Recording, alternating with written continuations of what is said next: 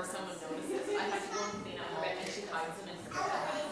And then she'll come about, and then all of a sudden she'll go and lay down for a long time, and I'll be like, what are you chewing on? And they'll just be chewed up wood crayon thing.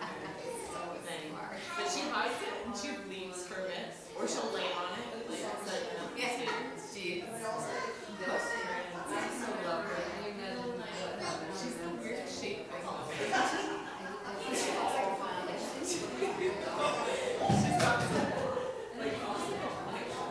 and her like where her front is so tiny, but then her arms up so round, and her shoulders. She's got this big head and like fairly big shoulders, but not compared to her.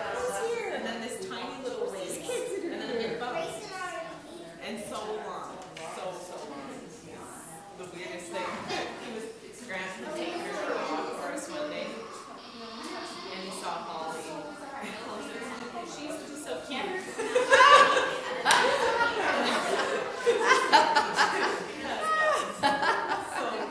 so homely. She is. And she's always under. She's under my. Or she'll sometimes just go. And the kids like Granny's out again. Yeah. That's such unusual. Dogs don't have those relative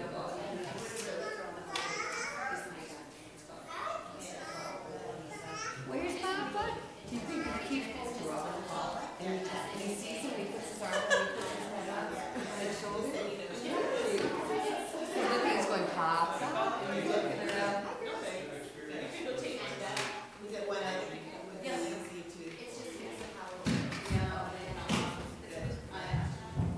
It's perfect.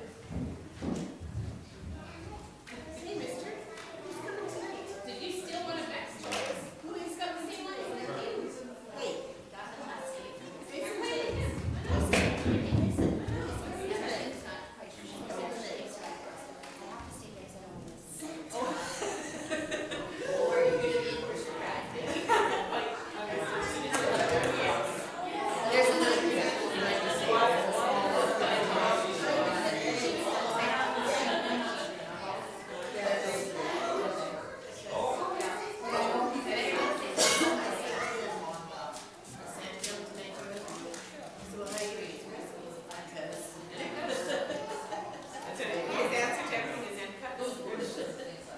He'll say something.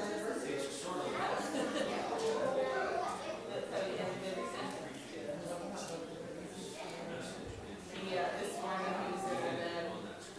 He been at least passed out. And Grayson says, yeah. It's not doing that. Sorry. That's not true.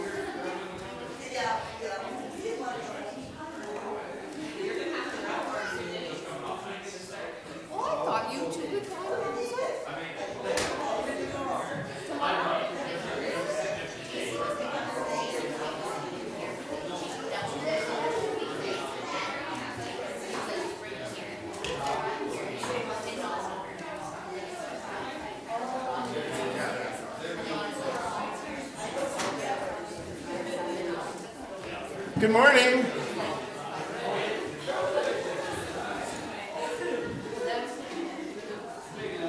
I love it when it's Christmas and people just want to. They want to talk. They want to greet. They want to visit. I appreciate your energy and your enthusiasm, especially for the visiting part. and for generating so much energy, enough to fill all of the empty seats. Because here's the thing, this is why I'm not wearing a gown. I'm confused. I'm a little conflicted about today. Is it Christmas Eve or is it the fourth Sunday of Advent? Well, yes is the answer, because it is both.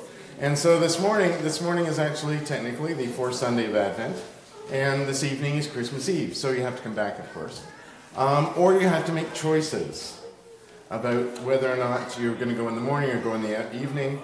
You have to decide whether or not you're going to wear white or purple or blue, depending on whether or not you're in the sort of the purple or blue for Advent family. It's too many choices for me this morning, so I just decided to go without the gown. Yeah, no dress this morning. Yeah. So, well, black. Yes, black is always good. Welcome to this gathering of the family of Jesus. We gather on lands walked for thousands of years by people of the First Nations. We acknowledge the history, culture, and spirituality of the signatories to Treaty 6 and remember our responsibility as treaty members. We also honor the heritage and gifts of Métis people. May we live the respect that our words offer. In the name of Jesus, peace to you. Don't be afraid. This Advent season, God calls us to be ready to welcome love into the world in a tiny baby. This is Jesus, the Word become flesh.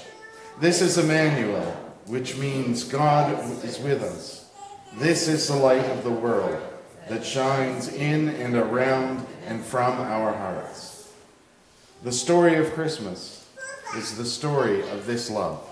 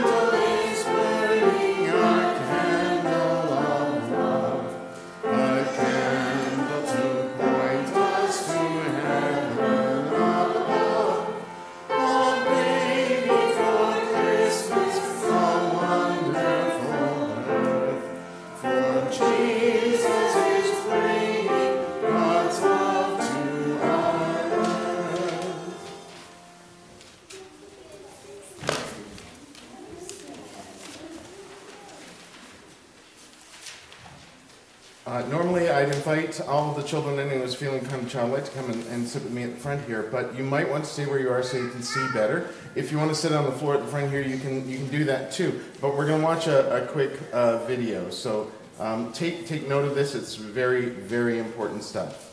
Okay.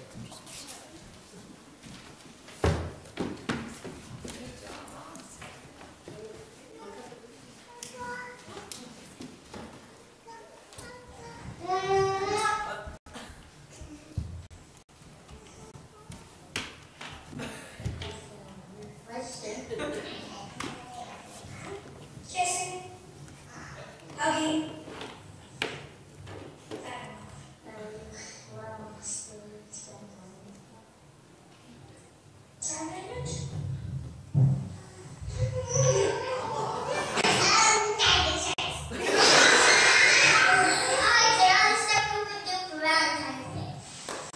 Who do you love?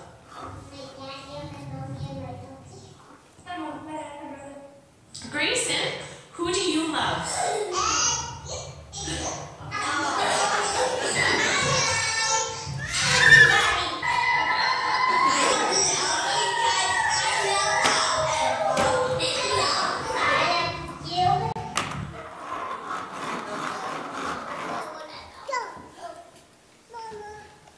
Wait, there's more.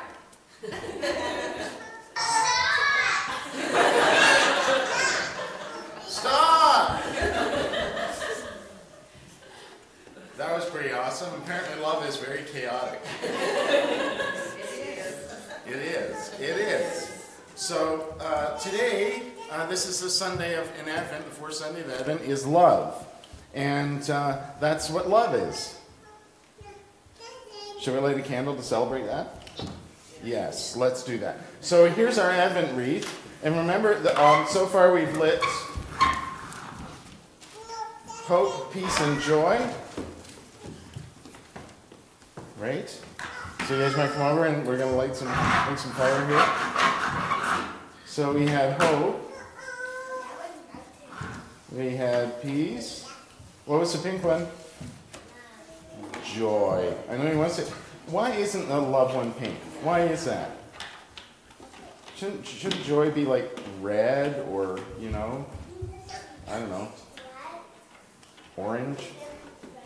And this one is love today.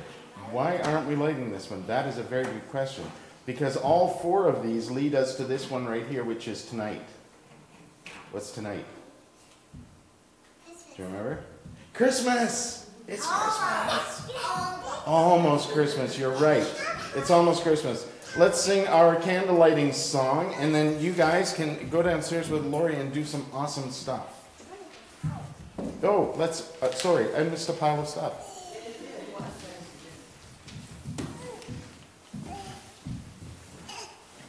That's love. Right? You get so excited and caught up in it, and suddenly you want to just, okay. The Advent wreath helps us tell the story. Great.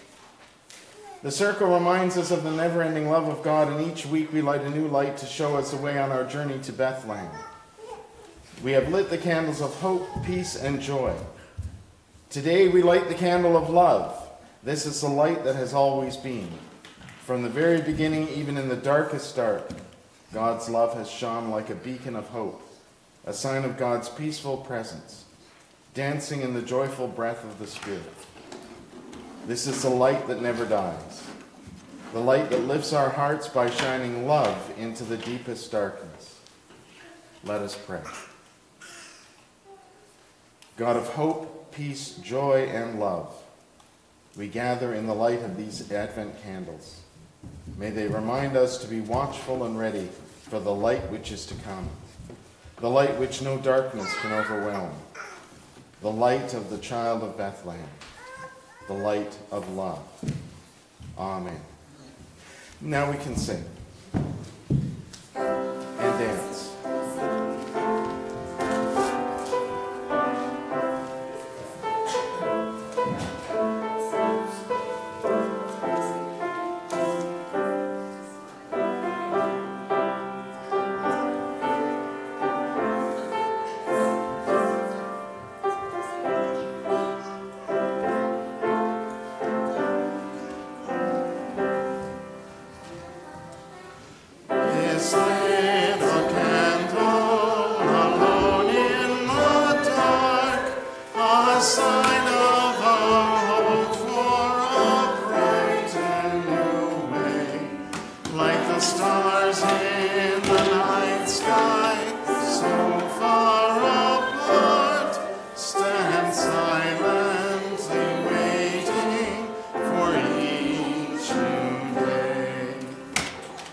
This little candle most faithful friend, a sign of the peace that God's kingdom can bring, a light to remind us beginning and end.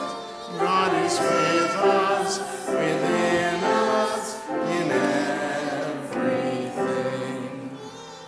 This little candle is dancing for joy, a light to reveal in the darkness of fear. There's a spirit within us, in each girl and boy, full of laughter and wonder for all that see. This little candle, a warm, gentle glow, brings love like a hug that can shut out the cold. It's a love we will learn from, this child we will know, in the story of Christmas that never grows old.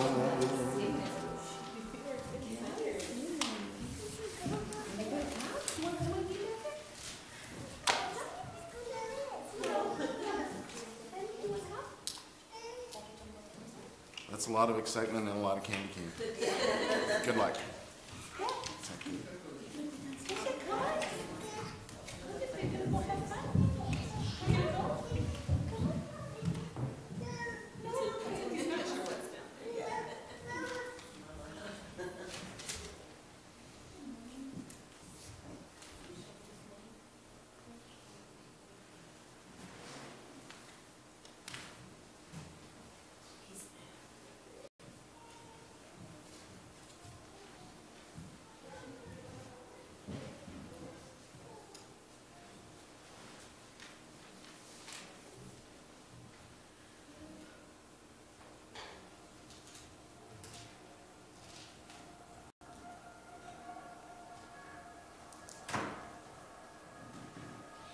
This little light of mine, I'm gonna let it shine. This little light of mine, I'm gonna... Sorry, I'm just going to start it again. This happened once before and we just shut it down and opened it up and it worked fine last time. Sorry about that. Fingers crossed.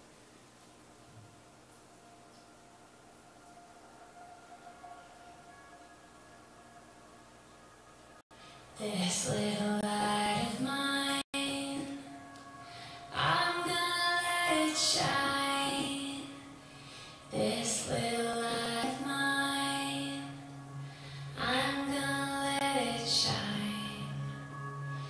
This little light of mine, I'm gonna let it shine.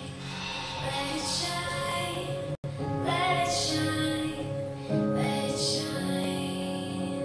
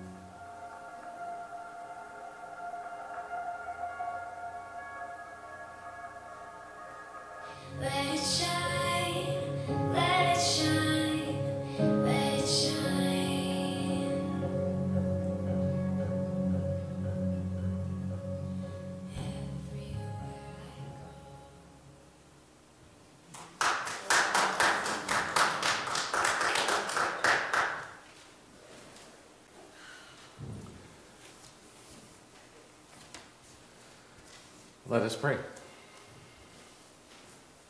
May the words of my mouth and the meditation of all our hearts be acceptable in your sight, O God, our strength and our hope. Amen. That video is from the creative team at Six Ways from Sunday. Their first video, not counting all of the brilliant work previously done by Andrea, which we saw just a few minutes before. So has your day gone perfect so far? My day has not gone perfect, as you can tell. I missed a whole bunch of stuff around the candle lighting. Kids are kind of crazy. Stuff is happening. Right? Then we had to start the video a second time. Stuff happens. Do you care? No. That's because it's a Sunday of love. That's why all the craziness is happening. Well, it could be also that it's Christmas Eve. But the thing is, when the creative team was putting that video together,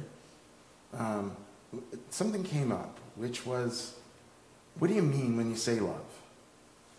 What is love? What is it? How do you, what direction are we going in with that? And in the little video that Andrea did with the kids there, they said they said lots of really wise things, but they said two really wise things in particular. That's a weird question, and I don't know. That is the correct answer to what is love, by the way. Either of those works. But here's why. And that's why I forget who actually said, I don't know. But that is a whole lot of wisdom, and here's why. If I ask you what is love, feel free to say, I don't know exactly, because you probably don't. Because what you're thinking is, why is he asking that question? What's the right answer in that? Wait, there's got to, okay. And then if somebody different asks you that question, you're going to think the same thing. Why are they asking that question? What does that mean? Like, if I ask you that question,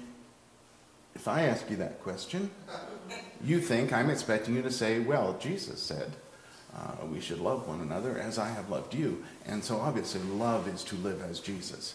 Good answer. It's not right, but that's a good answer. It's a good answer.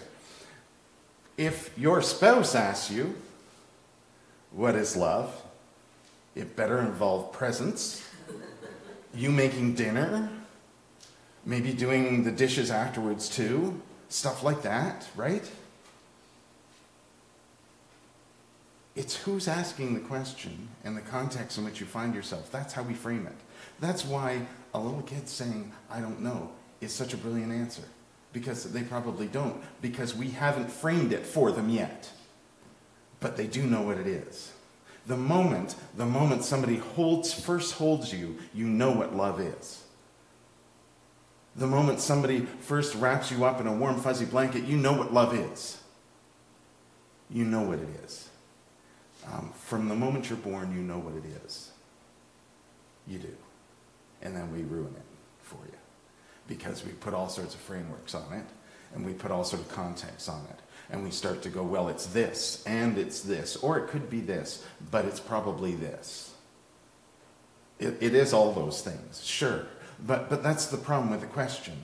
And that's the problem with how we answer it too, is we try and say, well, it's this, and we fit it into a nice tidy little cubbyhole or a nice little box, and that's what it is. Except it isn't, because it's huge. And that was our problem when we were talking about it with this video, is how do you say just be love to people? How do you say love does what exactly? Because we want a what exactly answer. We want to know how that's working right now in this context. What is it? If I say to you today, go out and love, you'll want to know specifically how you should do that. And some of you might want to know specifically how you should do that, because what if I get it wrong? Some people might want to know how to do it because I need some focus, I need some detail, I need to know the steps to go through that, to make it happen. There's all sorts of different reasons, and by the way, they're all perfectly legitimate and good reasons, except the one about what if I get it wrong, because you can't do love wrong. But we have to have it like that. We can't just kind of just go and be love to people. Because, like, who can do that? Well, you. And we have examples. We have all sorts of examples. Well, we have Jesus. There's a really good example. What about people like Desmond Tutu or the Dalai Lama, who was quoted at the beginning of the video there? What about all the people who were in that video? Right? You watch that video and you might actually recognize some people in that video. You might not. You might say be in that video and think, hey, I look good. You might want to watch it again and again because there's so much in it that's worthwhile. And especially at the end where the things sort of flash on the screen there, you might want to watch that a couple of times so you can get all of those because it goes by pretty quick. You might want to watch it again because you're in it. There are lots of reasons why you might want to watch that. Or you might not.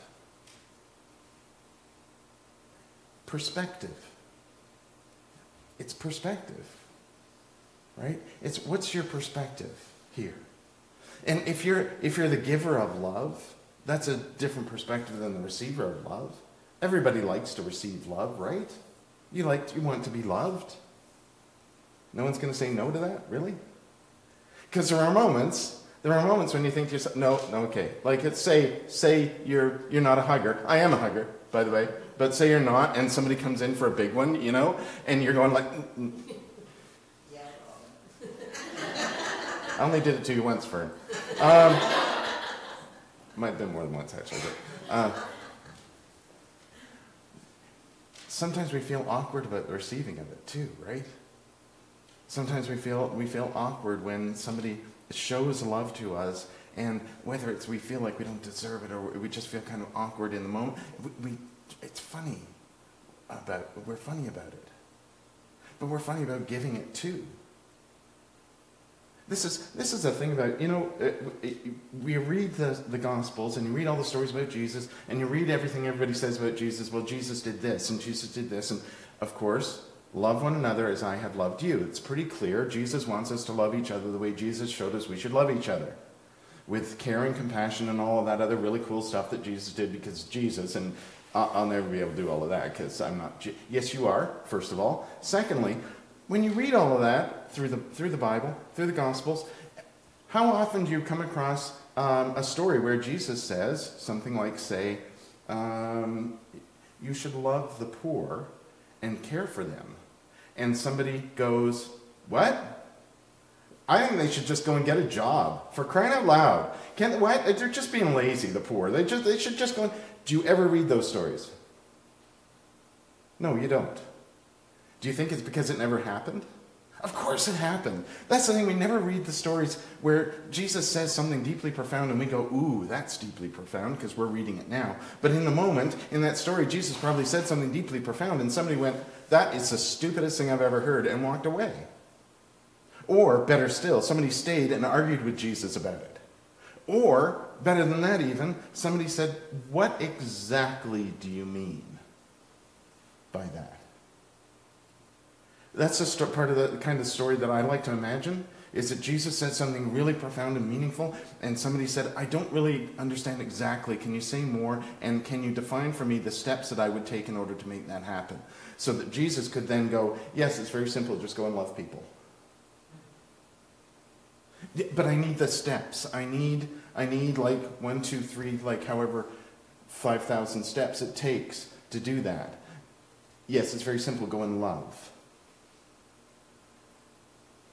We take that love and we frame it. By our experiences, by how we live, we frame it. And then it has expectations, too. Right? And not just expectations of what we expect in terms of love, but what we expect in terms of how we might love others and how we might be rewarded for that. There is no reward part, by the way. We should love because love is... Well, see, here's the thing. No, with all due respect to Lin-Manuel Miranda and the video, love is love is love. But, yes, but... we always respond to that with, we hear it and we go, oh, that's beautiful, that's wonderful. In the back of your mind, you're going, I don't know. Is it, though? Is it? Because we all have different ways of seeing it. We all have different ways based on our own personal experiences, our own understanding. We have different ways of framing it. So, what do we do with that when we hear Jesus say, love one another as I have loved you? What do we do with that when we start saying things like, and this was our... okay, one of the reasons this became an issue when we were talking about this is because we need a hashtag. Right? These days, you need a hashtag. I know you all know that because you're on Twitter and stuff. But you need a... That's what a hashtag is, right? It's that short little phrase that gets your attention and makes you go there. Right? And we needed one of those. So how do you say love in 3 or 4 words? Right? Unless you're John Oliver and you use like 12 all in a little... Okay. But how do you do that? And you can't. If what you're looking for is for me to be specific about how you should do it, you can't. If, on the other hand, you're looking for me to remind you how important it is to be what is already within you, then be love is an awesome hashtag. So is love does. I like that one too. Because, and the other thing I like about this particular graphic is that is it actually love does or is it does love? Does love what? Again, we're back at that question of what? Like, be more specific. And you can't. Because you are love. We are love. It's the other stuff that we put on it that changes it, that turns it into a specific thing. It's the negative stuff that we put on it that turns it into something harder to understand. Because we kind of, we know what it isn't. So what is it? What is it? Well, it's all those things. It's all those, love one another as I have shown you to love. The way you live is love. Sure, okay. We can write down specific steps and things you can do. Go and care for people. Support people who need your help. Help people cross the street, shovel their walks. We do that every year. Angels Among Us is a perfect example of that. Random acts of kindness is a perfect example of that. It might as well be random acts of love because kindness is about showing love, isn't it? Okay, then you want to ask, to whom? Everybody is the answer. Everybody. Oh, I don't know. I don't know. Because I'm pretty sure that, there are people who, No, everybody. See, this is where Jesus saying, as I have shown you, is so important. Is you can go back through then all those stories of Jesus and all the ways in which Jesus showed us how to love. And one of those ways is you should love your enemy. You should love the people who are hardest to love. In fact, you should love those people the most. Because one of the reasons they're hardest to love is because they can't find it. And if you give them some, they found it. They found a little. They might try and push you away. They might not want your love, it seems. And yet, yes, they do. That's why they're the hardest. I've often said when we here in Bashaw, we put this sign up outside. Well, somebody put this sign up outside. I don't know why, probably because I said something about it. But there's a sign out here that says, we'll take anybody. And I've said, I wish every church had a sign that said, we'll take anybody, because we should. That's who we are. We should. And I've often said that the hardest people to say, please come in, you are welcome here, to, aren't people that, those sort of traditional, people who are of different faiths or different cultures or anything like that at all. It's the people who don't like that that's the hardest to deal with. It's the people who aren't moved by that idea that we should love everyone. That's the hardest people to love. Because they haven't found it yet. So we should give them more. Don't you think? We should give them more love.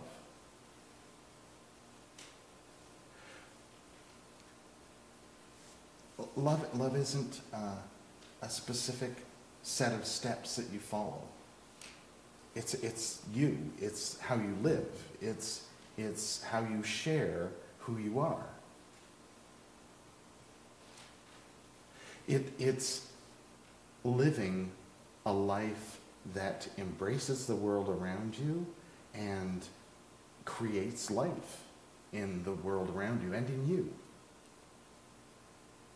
That's the thing about, and that's why it's a piece of this Christmas thing. Christina Rossetti wrote a great, we sometimes sing it, it might even be in a hymn book, a great poem that begins, "Love came down at Christmas." Jesus is love. Christmas is about love coming into the world. Wait, let's clarify that.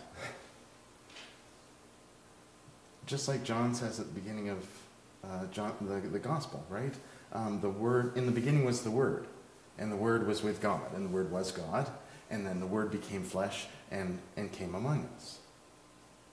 We're not talking about specific words, like language. We're talking about something completely different. It's the logos is the Greek word. And it means the animating spirit of life.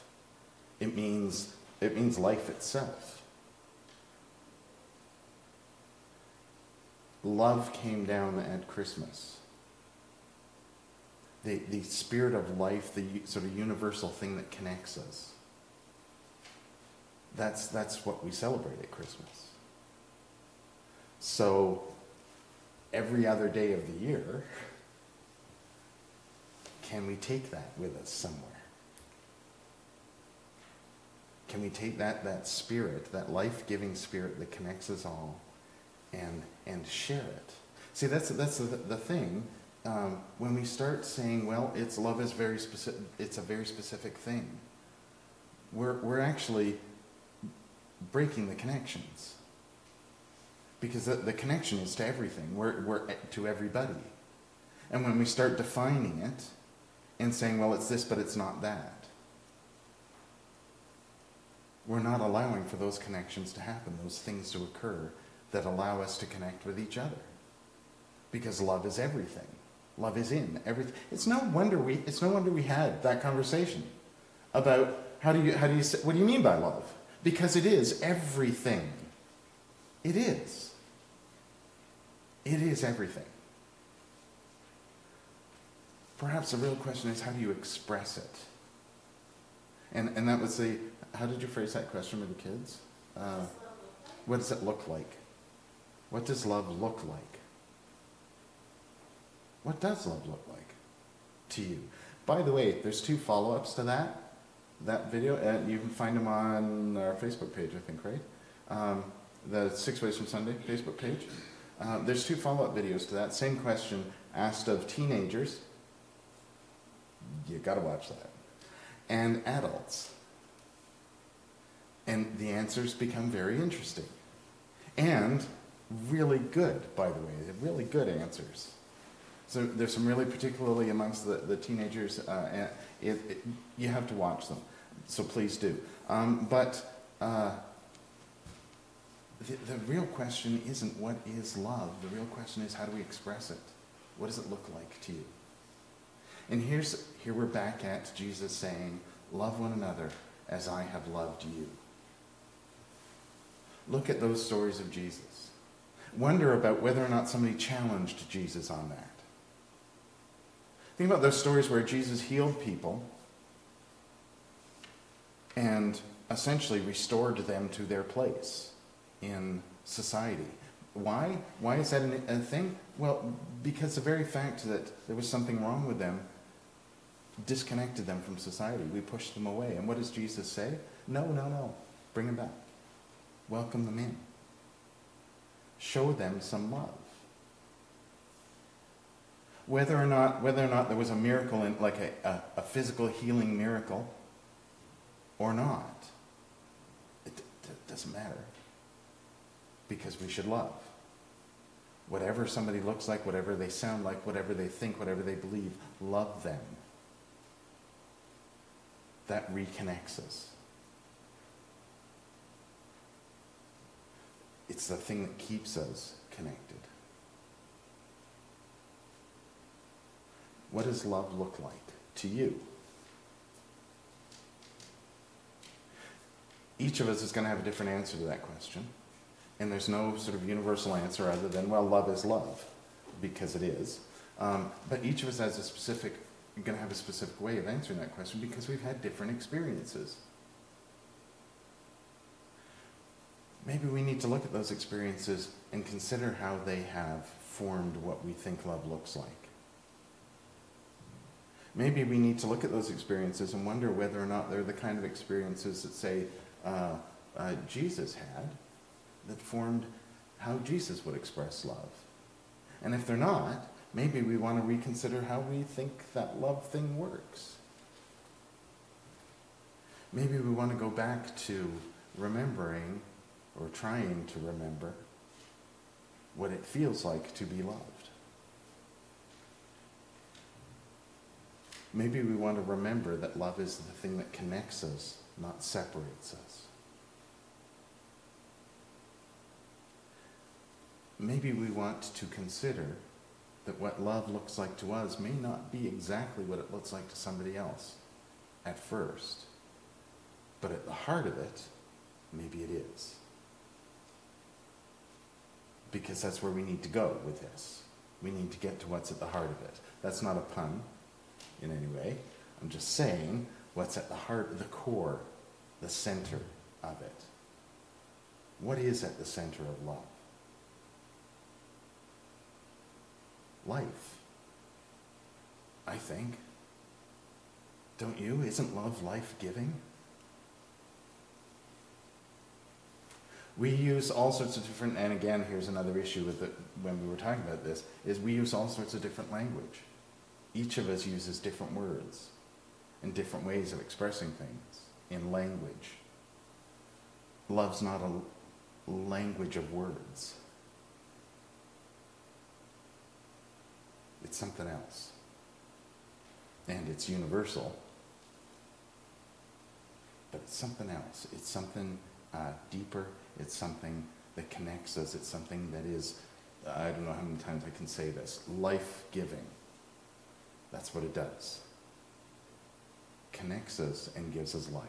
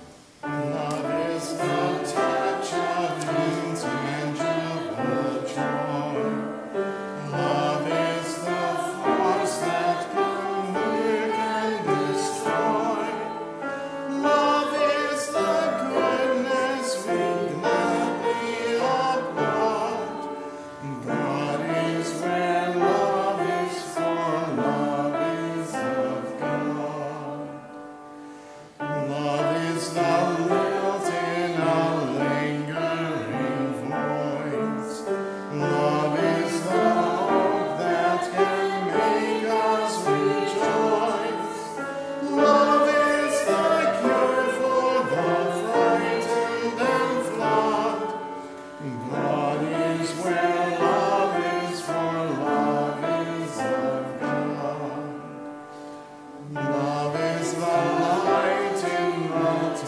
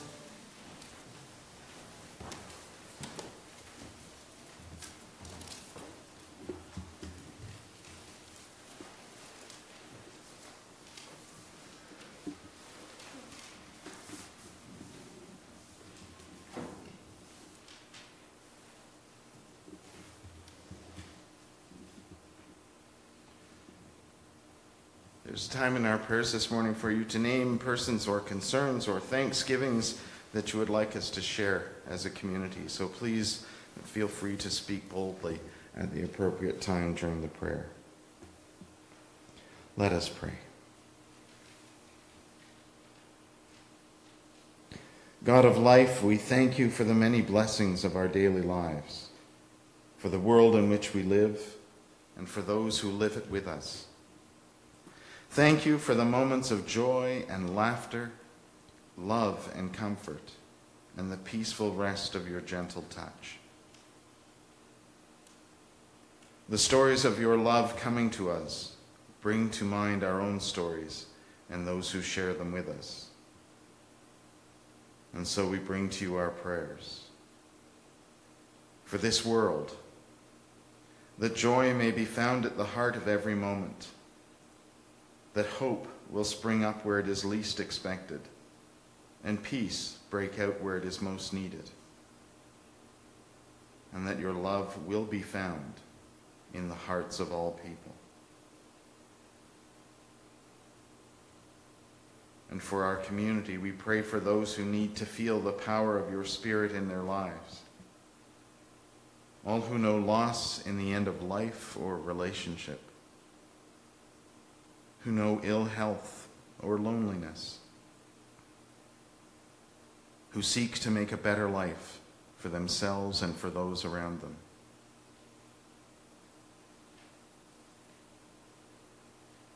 May love find a home in all our hearts, today and in the days to come.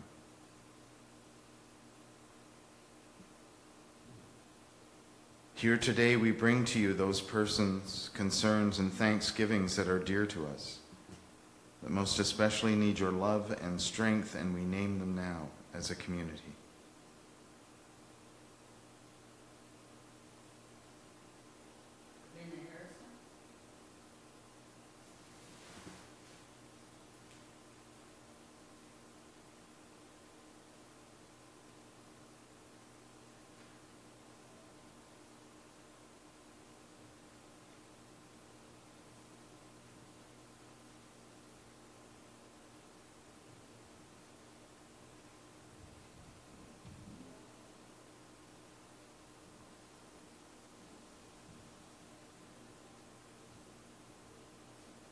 And now, O God, we are one in prayer, but we bring our own thanks and our own concerns.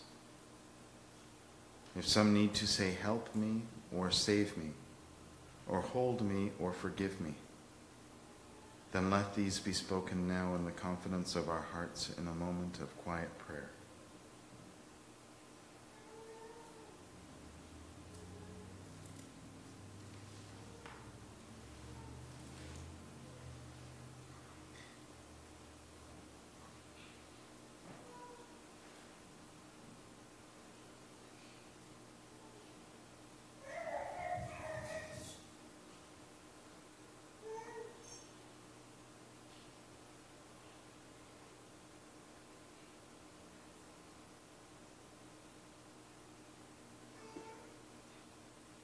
These and all our prayers we gather together in the prayer that Jesus taught us. Our Father, who art in heaven, hallowed be thy name. Thy kingdom come, thy will be done on earth as it is in heaven. Give us this day our daily bread, and forgive us our trespasses, as we forgive those who trespass against us. And lead us not into temptation, but deliver us from evil. For thine is the kingdom, the power, and the glory, forever and ever.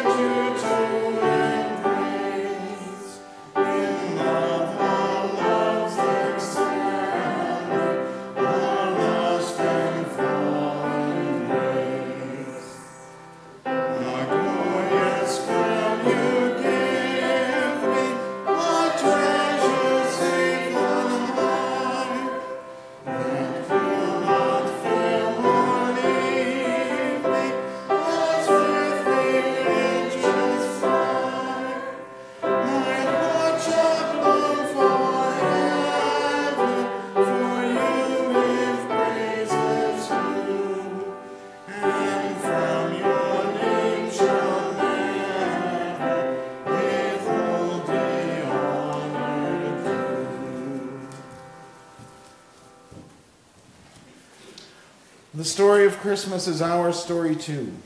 It is a story of love and joy, peace and hope. Go out into the world and live it. Go out into the world and share it. May the joy of the angels sing in our voices. May the hope of the shepherds enliven our minds. May the faith of Mary strengthen our spirits. And may the love of the child shine in our hearts. And may God's blessing be upon us all this holy season and always. Amen.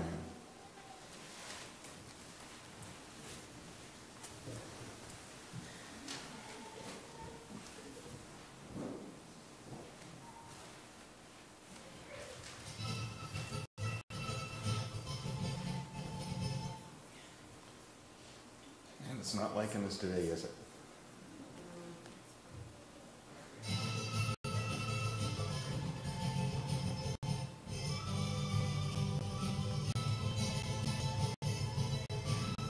For 30 years, the people living in the Nabat region of rural Guatemala lived in the crosshairs of an unrelenting civil war, which finally ended 20 years ago. Now, the Conference of Evangelical Churches of Guatemala, a mission and service partner, is working to overcome this deep-running trauma. The Conference of Evangelical Churches of Guatemala works with over 400 indigenous women, offering training in human rights, active citizenship, and economic empowerment through farming. Organizing the women into local groups, the conference provides them with seeds and materials for a greenhouse.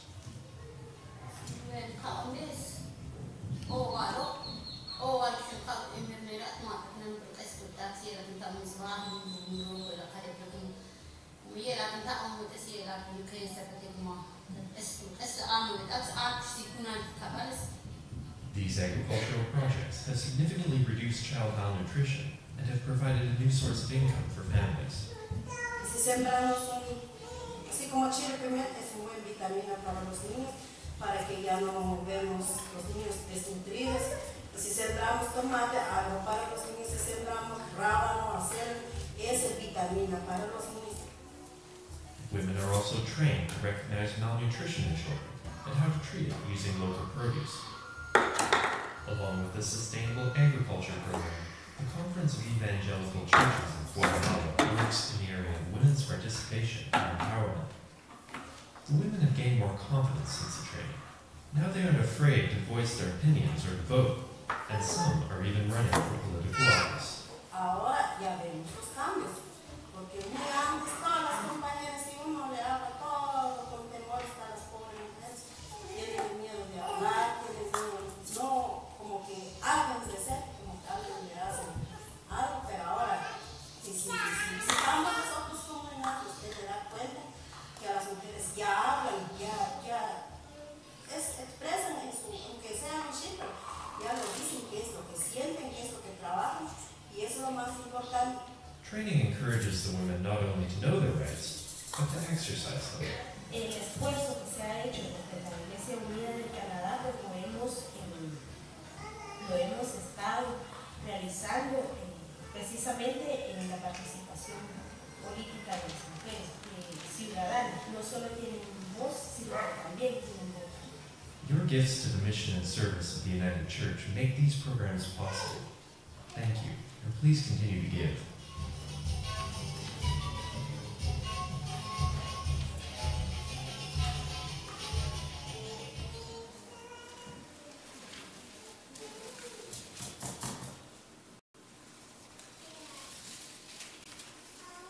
Please remember mission and service and the work of our church in the community in your offering today. The box is in the lobby. That's funny. Another video that just like it just didn't start right. It's like the power of love is so strong in here it's disturbing the force. Star Wars reference. But love is disruptive, isn't it? Sometimes, in a good way. But that's love for you. So do a lot of loving today. There are like almost no announcements in your bulletin.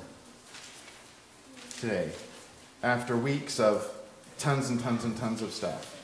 And it's not because we're not doing anything, because we are, because we have a service tonight at 7 o'clock for Christmas Eve. And if you come at 6:30, there's hot chocolate and cookies, and some carol singing might break out.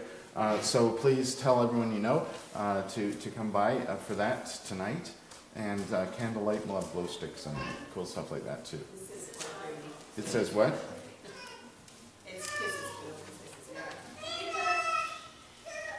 Why does it say 4:30 and 5 o'clock? Yeah, probably. Wow, love is sure like doing some weird things today. It's just, yeah. So it's at 7. Yeah, please don't come at 4:30. Well, you can come at 4:30. We're always willing to welcome people even if the door's locked. So service tonight. Next Sunday, some carol singing as part of our service next week as well. And then we're into a new year, and there's all sorts of interesting stuff to happen in the year ahead. Yay. Cool. Are there any other announcements today? Kids have some cards. Is that for me? Thank you. Is that for me? Thank you so much. Would you like me to write on that also? Thank you. Excellent. Thank you. Thank you so much. You'd like me to give you this back? He wants to what? Oh, he wants to watch a movie too. It's perfectly understandable. Thank you, everyone. Let's join in our closing today.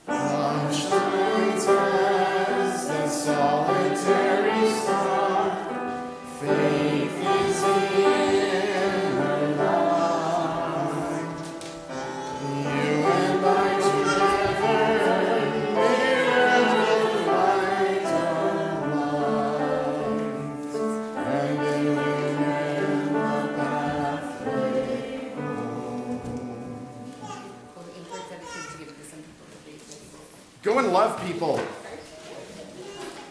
that for me again? I appreciate that. Thank you so much. And would you like to put this back on?